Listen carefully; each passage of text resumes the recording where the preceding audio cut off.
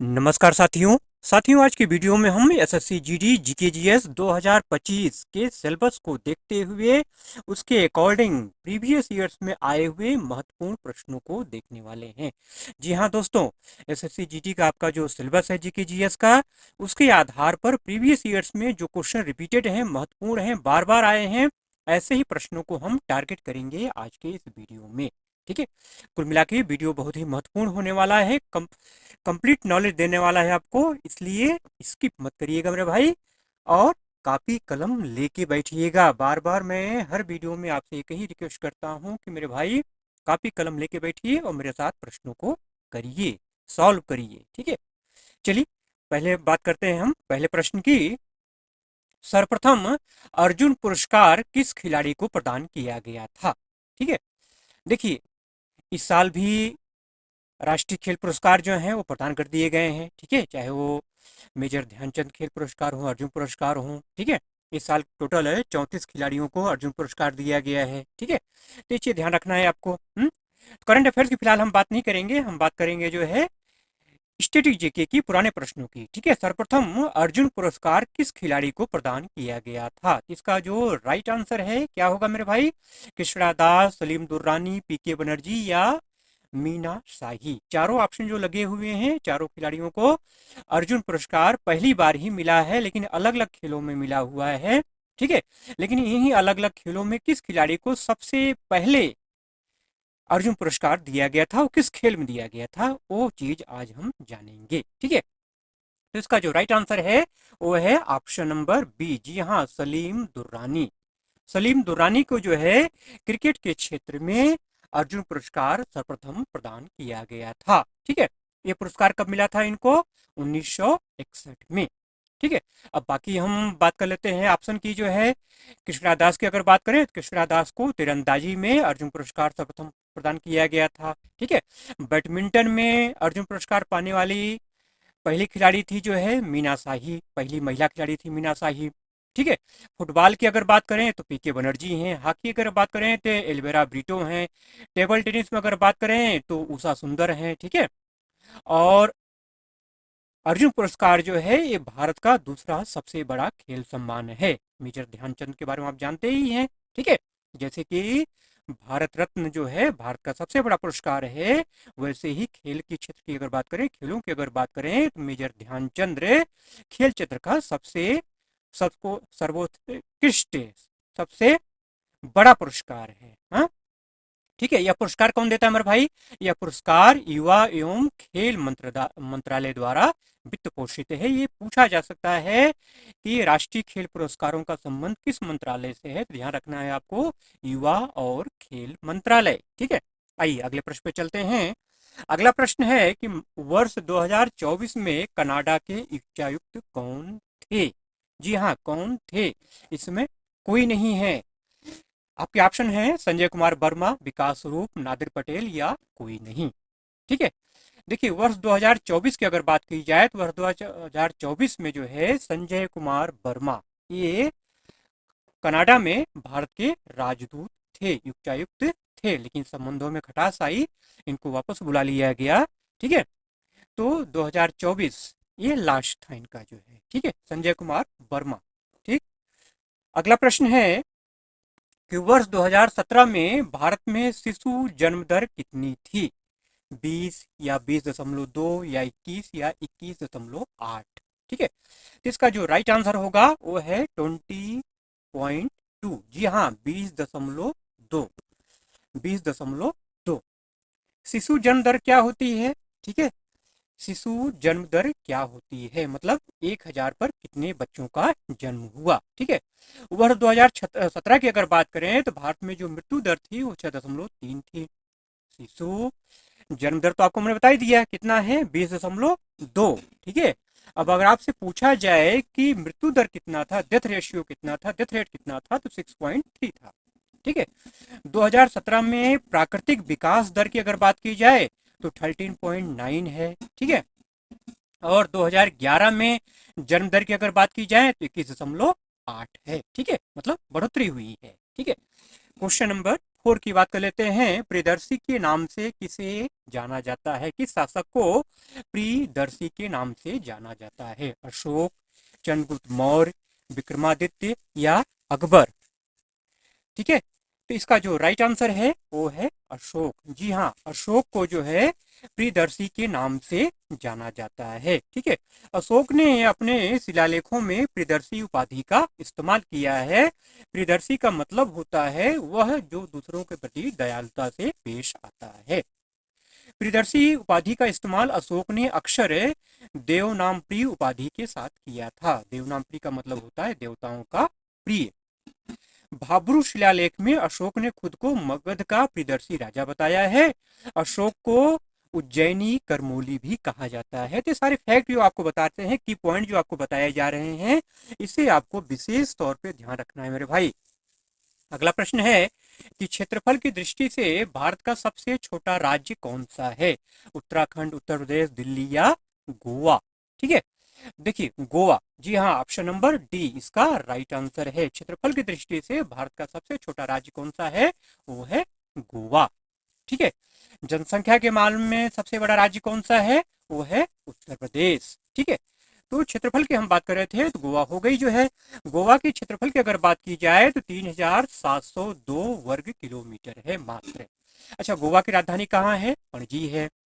गोवा में राष्ट्रीय समुद्र विज्ञान संस्थान भी है, आपको ध्यान में रखना है। गोवा को पुराणों में गोमंत गोपुरी के नाम से जाना जाता है। ठीक है, 1961 में गोवा को पुर्तगालियों से आजादी मिली थी। ठीक है, 1962 में गोवा भारतीय संघ का हिस्सा बना और 1987 में इसे राज्य का दर्जा मिला। गोवा भारत का एकमात्र स्थान है जहां पे यूसीसी लागू है। सर्वप्रथम समान नागरिक संहिता का एक रूप प्रचलन में है शुरुआत से ही यहाँ पर, जिसे पुर्तगाली नागरिक संहिता 1867 कहा जाता है। ठीक है, वैसे अगर बात की जाए जो है कि यूसीसी लागू करने वाला राज्य कौन सा है, तो उत्तराखंड है। ठीक है, लेकिन गोवा का नाम इससे पहले आता है। अगला प्रश्न है कि हालड़ा उत्सव कहाँ मनाया जाता है? छत्तीसगढ़, उत्तराखंड, पश्चिम बंगाल या हिमाचल प्रदेश? तो ऑप्शन नंबर जो डी है, जी हाँ, option number D Himachal Pradesh इसका राइट आंसर है। हालड़ा उत्सव हिमाचल प्रदेश में मनाया जाता है। ये जो है हिमाचल प्रदेश के लाहौल स्पीति में मनाया जाता है। यह नए साल के स्वागत में आयोजित होने वाला एक बड़ा त्योहार है, बौद्ध धर्म से संबंधित है। अगला प्रश्न है कि पंचवर्षीय योजना की परिकल्पना सबसे पहले किस देश ने अपनाया था? अमेरिका, ब्रिटेन, सोवियत संघ या चीन? इसका जो राइट आंसर है वो है ऑप्शन नंबर सी, सोवियत संघ। पंचवर्षीय योजना की परिकल्पना सबसे पहले सोवियत संघ ने, जिसे वर्तमान में रूस के नाम से जानते हैं, उसने अपनाया था। जोसेफ स्टालिन ने 1928 में सोवियत संघ में पहली पंचवर्षीय योजना लागू की थी। यह योजना 1928 से 1932 के बीच में चली थी। कहाँ चली थी? रूस में चली थी। अच्छा, भारत में कब शुरू हुआ? ये अक्सर पूछा जाता है कि भारत में पहली पंचवर्षीय योजना कब चालू हुई थी, तो 1951 में शुरू हुई थी। ठीक है मेरे भाई। अगला प्रश्न है कि अमेरिका की खोज किसने की थी? Christopher Columbus, Vasco D gamma, कप्तान जेम्स कुक या वेनसांग? ठीक है, जिसका जो राइट आंसर है वो है क्रिस्टोफर कोलंबस। क्रिस्टोफर कोलंबस ने 1492 ईस्वी में क्या खोज की थी? अमेरिका की खोज की थी। खोजने निकला था इंडिया को, पहुंच गया अमेरिका। भारत की खोज किसने की? वास्को डी गामा ने। कप्तान जेम्स कुक ने किसकी खोज की? ऑस्ट्रेलिया की। वेनसांग कौन था भैया? चीनी यात्री था। ठीक है, चलिए अगला प्रश्न बात करते हैं। यामिनी कृष्णमूर्ति का संबंध है किस नृत्य से है? ठीक है, एकमात्र नृत्यांगना है जिनका संबंध दो नृत्यों से है। जी हाँ, कौन कौन से? भरतनाट्यम और कुचिपुड़ी। ऑप्शन नंबर जो ए है इसका राइट आंसर है। यामिनी कृष्णमूर्ति का संबंध किस नृत्य से है? भरतनाट्यम से है। ठीक है, भरतनाट्यम और कुचिपुड़ी दोनों आंसर सही है। ठीक है, यामिनी कृष्णमूर्ति को पद्मश्री, पद्मभूषण, पद्मभूषण जैसे कई सम्मान मिले हैं। पद्मश्री आपको 1968 में मिला, पद्मभूषण 2001 में प्रदान किया गया और पद्म विभूषण 2016 में प्रदान किया गया। अगला प्रश्न है, विज्ञान का प्रश्न है कि विभवांतर का मात्रक क्या होता है? एम्पियर, वोल्ट, डायोप्टर या जूल? जी हाँ, इसका राइट आंसर क्या होगा? Option number B, volt. Volt जो है विभवांतर, जिसको हम भी से डिनोट करते हैं, विभवांतर का मात्रक क्या होता है? वोल्ट होता है। एम्पियर करंट का, डायोप्टर इसका पावर का, लेंस के पावर का, हाँ, जूल ऊर्जा का। ये चीजें आपको ध्यान में रखनी है। विभवांतर का मात्रक क्या होता है मेरे भाई? वोल्ट होता है। इसे भी से दर्शाते हैं। वोल्ट विभवांतर का कैसा मात्रक है?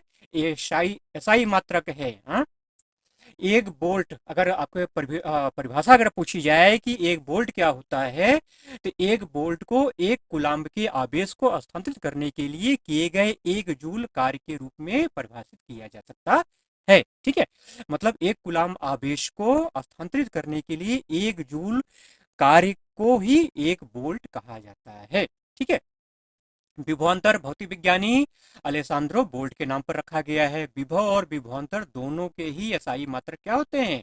वोल्ट होते हैं। कंफ्यूज नहीं होना है, चाहे विभव पूछे चाहे विभवांतर, तो आपको मात्रक क्या बताना है? वोल्ट बताना है।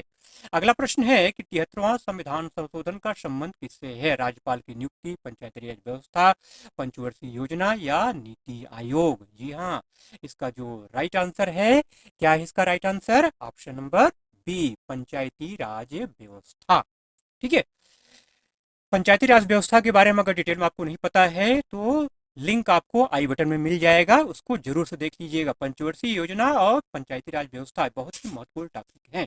तो 73वां जो संविधान संशोधन है पंचायती राज व्यवस्था से संबंधित है। इसका वीडियो का, फुल वीडियो का मतलब कंप्लीट वीडियो का लिंक आपको आई बटन में मिल जाएगा, ऊपर मिल जाएगा, इसको जरूर से देख लीजिएगा मेरे भाई। ठीक है, देखिए 73वां जो संविधान संशोधन है ये 1992 में किया गया था। ये पंचायती राज व्यवस्था से संबंधित है, तो बता दिया आपको मैंने। ठीक है, इस संशोधन के तहत भारत के संविधान में 11वीं अनुसूची जोड़ी गई। इस अनुसूची में पंचायती राज से जुड़े हुए 29 विषय शामिल किए गए। ठीक है, क्वेश्चन नंबर 12, किस अनुच्छेद में उपराष्ट्रपति के बारे में उल्लेख मिलता है? अनुच्छेद 60, 61, 62 या 63? तो ऑप्शन नंबर जो डी है इसका राइट आंसर है, अनुच्छेद 63। वैसे राष्ट्रपति के बारे में अनुच्छेद 63 से लेकर के 73 तक, मतलब 63, 64, 66, 67, ठीक है, 71, 1 और 73, ये सारे के सारे अनुच्छेद जो है राष्ट्रपति से संबंधित हैं। ठीक है, अनुच्छेद 63 की अगर बात की जाए तो इसमें कहा गया है कि भारत का एक उपराष्ट्रपति होगा। ठीक है, अनुच्छेद 64 की अगर बात करें तो उपराष्ट्रपति राज्यसभा का पदेन सभापति होता है, ये कहा गया है। अनुच्छेद 66 में राष्ट्रपति के चुनाव से जुड़ी जानकारियां दी गई हैं। अनुच्छेद 67 में उपराष्ट्रपति के कार्यकाल से जुड़ी जानकारियां दी गई हैं। अनुच्छेद 71 1 में कहा गया है कि सर्वोच्च न्यायालय उपराष्ट्रपति के चुनाव से जुड़े विषयों पर निर्णय दे सकता है। अनुच्छेद 73 में कहा गया है कि राष्ट्रपति की योग्यता, चुनाव और पद से हटाने की जुड़ी जानकारी क्या होगी। ठीक है, देखिए भारत के उपराष्ट्रपति का जो कार्यालय है ना, वो अमेरिकी उपराष्ट्रपति के कार्यालय से प्रेरित है। ठीक है मेरे भाई, तो ये भारत के उपराष्ट्रपति के बारे में कंप्लीट जानकारी आपको मैंने दे दी। वर्तमान उपराष्ट्रपति कौन है? जगदीप धनखड़, ये भी आपको ध्यान में रखना है। अगला प्रश्न है कि 2011 की जनगणना के अनुसार सबसे ज्यादा लिंगानुपात किस राज्य का है? केरल, बिहार, उत्तर प्रदेश या मध्य प्रदेश? सबसे ज्यादा लिंगानुपात, सबसे ज्यादा साक्षरता दर, दोनों हुई क्या? केरल। जी हाँ, केरल। ठीक है, हाँ, केरल का लिंगानुपात कितना है? 1064 है, मतलब 1000 पुरुषों पर 1064 महिलाएं यहाँ पर हैं। लिंगानुपात का मतलब आपको मैंने बता दिया। लिंगानुपात का मतलब क्या होता है? प्रति 1000 पुरुषों पर महिलाओं की संख्या। ठीक है, वहीं अगर भारत की अगर बात करें तो 943 है। ठीक है, 2011 की जनगणना के मुताबिक पुडुचेरी का लिंगानुपात 1037 है, तमिलनाडु का 996 है, आंध्र प्रदेश का 993 है, छत्तीसगढ़ का 991 है और मणिपुर का 987 है। दमन और दीव में लिंगानुपात सबसे कम 618 है। ठीक है मेरे भाई, चलिए अगला प्रश्न है कि स्वच्छ भारत अभियान की शुरुआत कब हुई थी? 2011, 12, 13 या 14? तो इसका जो राइट आंसर होगा वो है ऑप्शन नंबर डी। जी हाँ, ऑप्शन नंबर डी, 2 अक्टूबर क्या 2014, 2 अक्टूबर 2014 महात्मा गांधी के जयंती के दिन जो है स्वच्छ भारत अभियान की शुरुआत हुई थी माननीय प्रधानमंत्री श्री नरेंद्र मोदी के द्वारा। अगला प्रश्न है कि 12वीं पंचवर्षीय योजना में विकास दर का लक्ष्य कितना था? 8%, 8.6%, 9% या 7.5%? इसका जो राइट आंसर है वो है 8%। ये आपको ध्यान में रखना है, 8%। 12वीं पंचवर्षीय योजना भारत की ये अंतिम पंचवर्षीय योजना है। इसमें विकास दर कितना था? 8% था, जो कि 2012 से 2017 तक चली। इसके बाद पंचवर्षीय योजना का स्थान किसने ले लिया? नीति आयोग ने ले लिया। ठीक है मेरे भाई। अगला प्रश्न है कि फीफा विश्व कप में फुटबॉल का व्यास कितना होता है? व्यास तो जानते ही हैं आप ना, व्यास और परिध दो चीजें होती है। परिध मतलब सरकमफ्रेंस, ये इसका सरकमफ्रेंस है। व्यास क्या होता है? ये है व्यास। ठीक है, ये इसका सेंटर हो गया, केंद्रक। यहाँ से यहाँ तक की जो दूरी होती है इसको क्या बोलते हैं? त्रिज्या बोलते हैं। ये पूरा क्या कहलाता है? डायमीटर, जिसको हिंदी में आप क्या बोलते हैं? व्यास बोलते हैं। ठीक है, तो इसका जो राइट आंसर है वो है ऑप्शन नंबर सी। ठीक है, 22 सेंटीमीटर। तो व्यास कितना होता है? 22 सेंटीमीटर।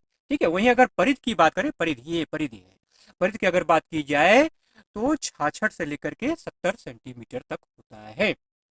फीफा का जो फुटबॉल होता है इसे साइज 5 फुटबॉल कहा जाता है। इसका वजन जो होता है 410 से लेकर के 450 ग्राम तक होता है। फीफा वर्ल्ड कप की शुरुआत कब हुई थी? 1930 में उरुग्वे में हुई थी।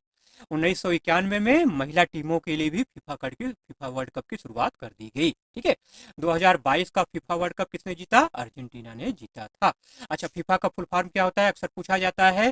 Federation international D football association. ठीक है, ये आपको ध्यान में रखना है मेरे भाई। अगला प्रश्न है, कौन से संशोधन के द्वारा लोकसभा और राज्यसभा ने अनुसूचित जाति और जनजाति आरक्षण को 10 वर्षों के लिए बढ़ा दिया?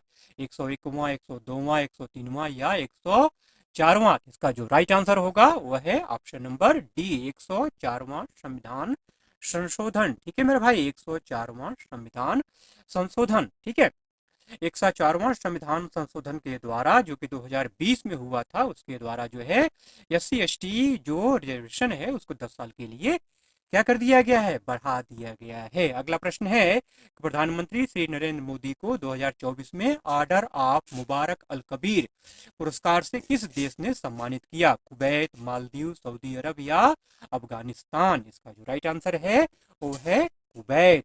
जी हाँ, कुवैत। ये जस्ट मतलब ये नया नया पुरस्कार, मतलब एक बार कहा जाए तो 2024 का अंतिम पुरस्कार है नरेंद्र मोदी को जो दिया गया है। ठीक है, तो ऑर्डर ऑफ मुबारक अल कबीर पुरस्कार से प्रधानमंत्री नरेंद्र मोदी को 2024 में सम्मानित किया गया कुवैत के द्वारा। ठीक है, अच्छा चलिए आगे बढ़ने से पहले एक होमवर्क आपको दे देते हैं, क्वेश्चन दे देते हैं आपको, जो है कि प्रधानमंत्री नरेंद्र मोदी को अब तक कितने देशों ने सम्मानित किया है? कितने देशों से प्रधानमंत्री मोदी को पुरस्कार मिल चुका है? कमेंट करके केवल संख्या बतानी है आपको, देशों का नाम नहीं बताना है। ठीक है मेरे भाई, अगर आपको ना पता हो तो भी कमेंट करिएगा, आपको जवाब मिल जाएगा। ठीक है, किस प्रधानमंत्री के कार्यकाल में LPG मॉडल अपनाया गया था? अगर आप कम्युनिटी पोस्ट देखते हैं तो जो भी प्रश्न ये मैं बता रहा हूँ, अभी करा रहा हूँ, इसका आंसर आपको मिल चुका होगा। LPG मॉडल हो, चाहे प्रधानमंत्री को 2024 में कुवैत ने कौन सा पुरस्कार दिया, सारे प्रश्न कम्युनिटी पोस्ट में मैं डालता रहता हूँ। ठीक है, किस प्रधानमंत्री के कार्यकाल में LPG मॉडल अपनाया गया था? मनमोहन सिंह, PV नरसिम्हा राव, चंद्रशेखर सिंह या विश्वनाथ प्रताप सिंह? इसका जो राइट आंसर होगा वो है PV नरसिम्हा राव, पामुलाप्रति नरसिम्हा राव। जी हाँ, मनमोहन सिंह उसमें वित्त मंत्री थे। 1991 में प्रधानमंत्री PV नरसिम्हा राव के तहत भारत द्वारा LPG सुधारों को अपनाया गया था। ठीक है, श्रेय किसको दिया जाता है? वित्त मंत्री मनमोहन सिंह को। 21 जून 1991 को मनमोहन सिंह वित्त मंत्री बने थे और 1991 से 1996 तक मनमोहन सिंह के भारत के वित्त मंत्री रहे। ठीक है, उन्होंने ही देश में उदारीकरण, निजीकरण और वैश्वीकरण मतलब LPG मॉडल अपनाया। ठीक है, बहुत सारे सुधारों को मनमोहन सिंह ने अपनाया बाद में, जो कि देश के प्रधानमंत्री बने। ठीक है, मनमोहन सिंह के बारे में थोड़ा डिटेल में आप पढ़ लीजिएगा क्योंकि जस्ट अभी आपकी डेथ हुई है। ठीक है, क्वेश्चन यहाँ से करंट अफेयर से संबंधित क्वेश्चन बन सकते हैं। ठीक है मेरे भाई, अगला प्रश्न देख लेते हैं, इसरो के वर्तमान निदेशक कौन है? ठीक है, करंट अफेयर का क्वेश्चन है। Doctor B Narayan, doctor S Somnath, doctor K Sivan, doctor G Madhavan Nair? इसका राइट आंसर है डॉक्टर बी नारायणन। ठीक है, डॉक्टर बी नारायणन। ठीक है, डॉक्टर एस सोमनाथ इसके पहले थे। ठीक है। अच्छा, डॉक्टर बी नारायणन जो है ये इसरो के 11वें अध्यक्ष हैं। 14 जनवरी को आपने यह सोमनाथ की जगह पदभार ग्रहण किया है। ठीक है। अगस्त 15 अगस्त 1969 में इसरो की स्थापना हुई थी। इसका मुख्यालय कहाँ है? बेंगलुरु, कर्नाटक में है। ठीक है। इसरो के पहले संस्थापक कौन, मतलब पहले संस्थापक अध्यक्ष कौन थे? इसरो के पहले अध्यक्ष कौन थे? डॉक्टर विक्रम साराभाई, 1963 से लेकर 1971 तक थे। ठीक है मेरे भाई। चलिए, इन्हीं प्रश्नों के साथ आज के वीडियो को एंड करता हूं, लेकिन वीडियो एंड करने से पहले आपको एक चीज बता दूं मेरे भाई, ऊपर मैंने जो भी प्रश्न कराए हैं ये प्रश्न केवल जीडी के लिए महत्वपूर्ण नहीं है। एसएससी का कोई भी एग्जाम हो, हर एग्जाम के लिए ये सारे के सारे प्रश्न क्या है? रामबाण की तरह है। इसलिए अगर आपने ध्यान से अभी तक नहीं देखा है, दोबारा इसको देख लीजिए और इनको अपने दिल और दिमाग में सजो लीजिए। चलिए, मिलते हैं अगले वीडियो में ऐसे ही कंटेंट के साथ। लेकिन आगे बढ़ने से पहले, जाने से पहले आपसे कहना चाहूंगा कि अगर आपने वीडियो पूरा देखा है, पसंद आया है, तो लाइक जरूर से कर दीजिएगा मेरे भाई। और चैनल पर अगर नए हैं तो सब्सक्राइब करके बेल आइकन को जरूर से प्रेस कर लीजिएगा। ठीक है। चलिए, मिलते हैं अगले वीडियो में ऐसे ही कंटेंट के साथ। तब तक के लिए जय हिंद।